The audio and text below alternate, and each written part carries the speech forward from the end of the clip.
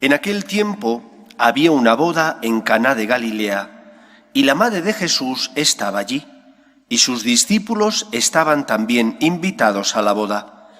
Faltó el vino, y la madre de Jesús le dijo: «No les queda vino». Jesús le contestó: «Mujer, déjame, todavía no ha llegado mi hora». Su madre dijo a los sirvientes: «Haced lo que él diga». Había allí colocadas 6 tinajas de piedra para las purificaciones de los judíos, de unos 100 litros cada una. Jesús les dijo: «Llenad las tinajas hasta arriba». Entonces les mandó: «Sacad ahora y llevárselo al mayordomo». Ellos se lo llevaron. El mayordomo probó el agua convertida en vino, sin saber de dónde venía. Los sirvientes sí lo sabían, pues habían sacado el agua. Y entonces llamó al novio y le dijo: «Todo el mundo pone primero el vino bueno, y cuando ya están bebidos, el peor. Tú, en cambio, has guardado el vino bueno hasta ahora». Así, en Caná de Galilea, Jesús comenzó sus signos, manifestó su gloria y creció la fe de sus discípulos en él. Palabra del Señor.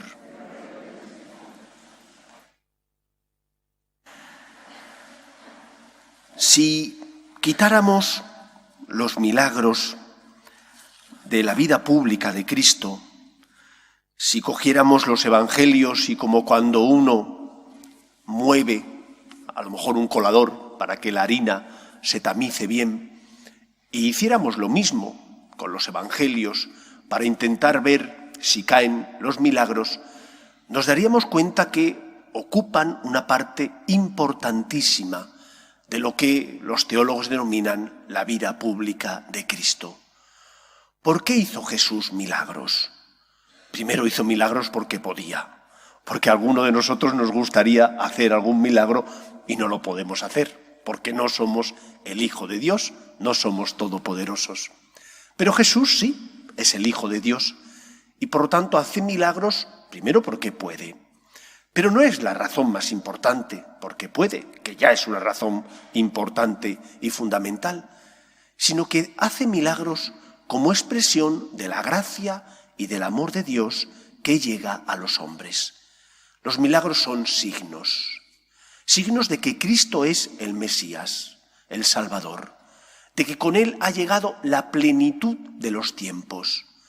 Cristo es la respuesta de Dios ante los problemas, miserias, miedos, temores, ante la esclavitud del mal. Él es la respuesta amorosa de un Dios que es nuestro Padre y que nos envía a su Hijo Jesús para que Él, con su amor, muriendo y resucitando, nos libere del pecado.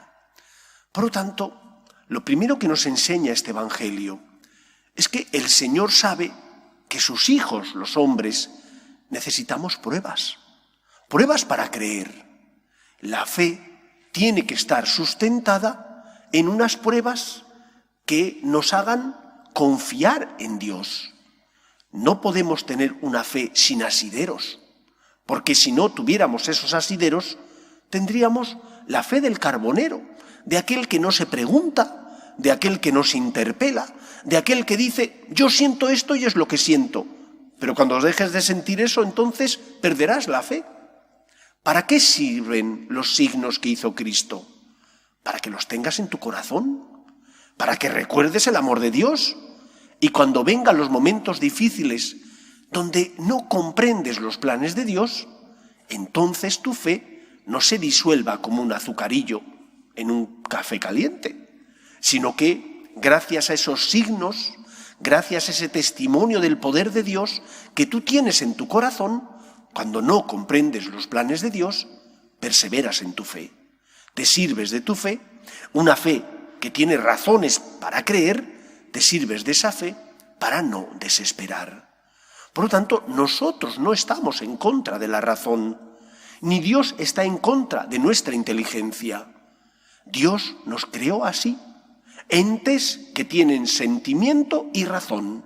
Y por lo tanto, la razón es una parte fundamental, no solo de nuestra vida, sino también de nuestra fe.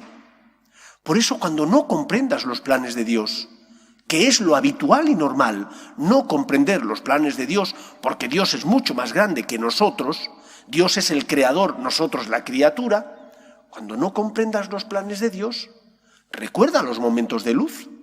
Supongo que estos novios, durante toda su vida, estuvieron agradecidos a Cristo. Y por más que les dijeran, es que este es tal o cual, ellos dirían, sí, tú di lo que quieras, pero a mí me salvó de un bochorno. Porque gracias a él no quedamos en evidencia ante los invitados. ¿Cuántas pruebas tenemos nosotros del amor de Dios? Están ahí. Otra cosa es que a veces se te olviden. Acabamos de celebrar la Navidad. ¿Hay prueba mayor del amor de Dios que la encarnación del Hijo de Dios, que sin dejar de ser Dios asume nuestra condición humana para salvarnos? ¿Hay algo mayor que eso? ¿Y la cruz de Cristo?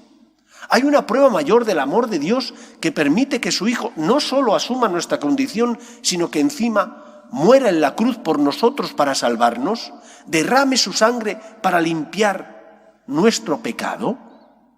¿Hay algo mayor? Y sin embargo se nos olvida con frecuencia cuando no comprendemos los planes de Dios. ¿Y la vida? ¡Qué don tan grande! Levantarte todas las mañanas, poder respirar, poder abrazar a tus seres queridos. ¿Cuántos dones tenemos?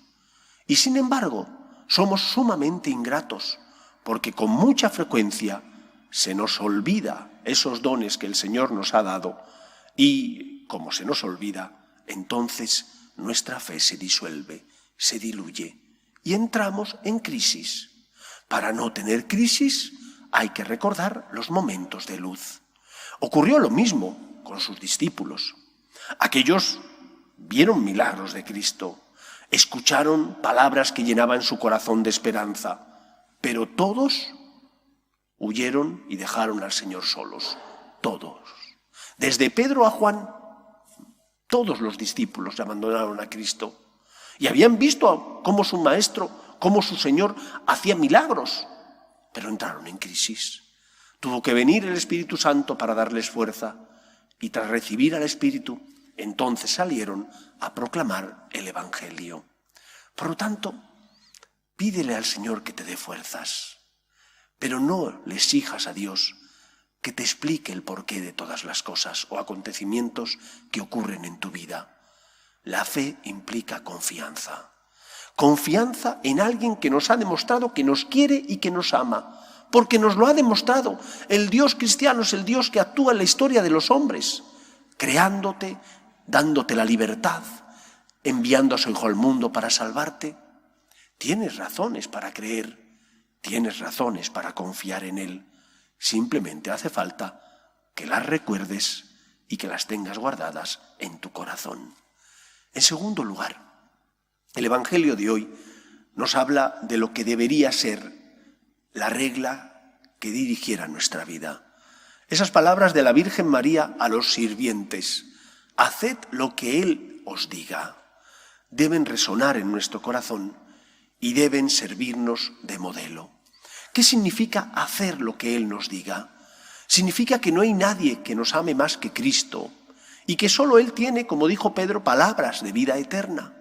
Y por lo tanto, cuando uno hace la voluntad de Dios, puede que se complique la vida. Puede que sea más pobre porque el Señor le pide que sea generoso ayudando a los necesitados. Puede que tenga menos tiempo libre porque te exige también o te pide que ayudes al que pasa por tu vida o a esa persona que está sola y que sabes que necesita tu ayuda, pero es el único que te hace verdaderamente feliz. Y cuando haces lo que el Señor te dice, entonces encuentras la felicidad plena, la salvación aquí y en el más allá. ¿Y qué tengo que hacer yo? Porque Dios no te llama por teléfono, porque Dios no te envía un mensaje de WhatsApp, ni un email, ni nada por el estilo. Pero sí sabemos qué es lo que el Señor quiere que hagamos. Cuando Cristo se encuentra con el joven rico, y el joven rico le dice, Maestro, ¿qué tengo que hacer para salvarme? Jesús le pone solo dos condiciones. Primero, cumple los mandamientos. Es fácil. Los 10 mandamientos de la ley de Dios que nos ayudan a evitar el mal, a respetar a Dios y a no hacer el mal a los demás. Y en segundo lugar, Jesús le dice al joven rico que le siga. Vende todo lo que tienes y sígueme. Es decir, fíate de mí. Fíate de mí porque yo te amo. Te amo porque he entregado mi vida por ti. Fíate de mí. Cuando has caído, fíate de mí. Cuando has tenido éxito, fíate de mí. Cuando no entiendes, fíate de mí. Un cristiano tiene que, por una parte, evitar el mal y, por otra parte, confiar en Dios. Y eso implica, primero, cumplir con nuestros deberes. ¿Cuántas veces escucho a personas que dicen, es que no sé cuál es la voluntad de Dios en mi vida? Hay una primera voluntad de Dios esencial. Una vez que uno ha cumplido los mandamientos, cumple con tus deberes. Con tus deberes, en primer lugar, como cristiano. Y eso implica escuchar la voz de Dios, su palabra. Eso implica también escuchar la voz del Papa y de los obispos que en materia de fe y de costumbres, de fe y de moral, ejercen el magisterio auténtico en comunión con sus predecesores, lo que llamamos tradición de la Iglesia. Escúchala, que iluminará tu vida. Sobre el aborto, por ejemplo, ilumina nuestra vida para tener una conciencia recta y no naufragar ante este relativismo moral en el que vivimos. O para saber cómo la ideología de género no es algo que podemos permitir, puesto que va en contra de Dios y por lo tanto del ser humano, diluyendo la huella de Dios, creador, en el ser humano que los creó hombre y mujer. Solo los creó hombre y mujer, no hay nada más. Todo el resto son invenciones absurdas que se han creado para confundir hombre y mujer. En segundo lugar, junto con escuchar su palabra y lo que nos dice el Señor por medio del Papa y de los obispos, tienes que levantar la mirada. ¿Para qué? Pues para ver a Cristo que pasa por tu vida. No es tan difícil. Y pasa en la persona que te necesita. Y pasa en aquel que necesita algo de ti. Puede ser tu esposo o tu esposa, o tus hijos o alguien en el trabajo. No es tan complicado. Escucha la palabra de Dios. Escucha la voz del Papa y de los obispos. Y en tercer lugar, levanta la mirada para ver qué necesita Cristo que pasa por tu vida y que pasa en la persona que sufre y que necesita tu auxilio, tu amor y tu misericordia. Empezamos, por tanto, este nuevo tiempo litúrgico, que es el tiempo ordinario, con el deseo de dejar al Señor que lleve a cabo en nosotros la obra de la salvación. Ha venido para eso, pero no lo hará si tú no le abres tu corazón, si tú no le dices que sí, como María, si tú no te fías de Él. Que sea así en nuestra vida, que tengamos la fe de la Virgen, que cuando no comprendía, aceptaba el misterio, porque tenía la certeza de que Dios es fiel y cumple siempre su palabra. Que sea así también en nuestra vida. Nos ponemos en pie. Espero y deseo que paséis una feliz semana. Os voy a dar la bendición. El Señor esté con vosotros. Y la bendición de Dios Todopoderoso, Padre, Hijo y Espíritu Santo, descienda sobre vosotros. Podéis ir en paz. Dios te salve, Reina y Madre de misericordia, vida, dulzura y esperanza nuestra. Dios te salve. A ti llamamos los desterrados hijos de Eva. A ti suspiramos, gimiendo y llorando en este valle de lágrimas. Ea pues, Señora, abogada nuestra, vuelve a nosotros esos tus ojos misericordiosos y después de este destierro, muéstranos a Jesús, fruto bendito de tu vientre. Oh clementísima, oh piadosa, oh dulce y siempre Virgen María, ruega por nosotros, Santa Madre de Dios, para que seamos dignos de alcanzar las promesas de nuestro Señor Jesucristo. Amén.